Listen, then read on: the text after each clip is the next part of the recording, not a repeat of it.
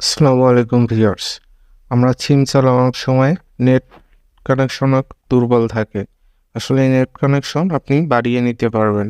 কীভাবে বাড়াবেন তার আগে বন্ধুরা আমার চ্যানেলটি সাবস্ক্রাইব করে দিও এবং লাইক কমেন্ট করে দিও।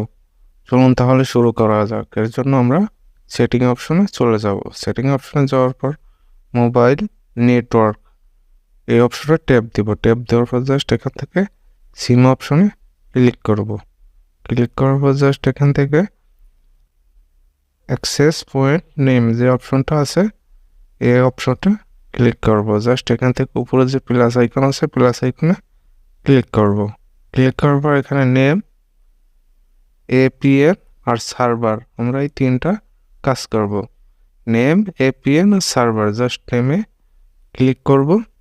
ক্লিক করার পর জাস্ট এখানে আই লিখে দেব। এপিএন জাস্ট এটার উপর আবার ক্লিক করব। ক্লিক করার পর এখানেও আই লিখে দেব। একটু স্ক্রল করে নিচে যাব। নিচে যাওয়ার পর সার্ভার নামে যে অপশনটি আছে সার্ভারে ক্লিক করব। ক্লিক করার পর জাস্ট এখানে 5G লিখে দেব। জাস্ট এখানে 5G লেখা হয়ে গেলে ডানে ক্লিক করব। উপরে যে ডান লেখা আছে এই লেখাটির উপর ক্লিক করব। ক্লিক করার পর জাস্ট এখান থেকে আমাদের সেটিংটি হয়ে যাবে।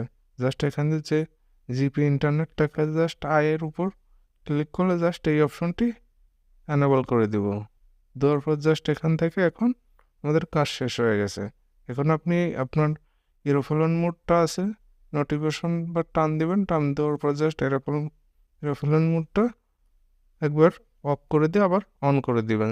তাই আপনার ইন্টারনেট গতি বেড়ে যাবে। এভাবে আপনি করতে পারবেন। আশা করি বোঝাইতে পারছি।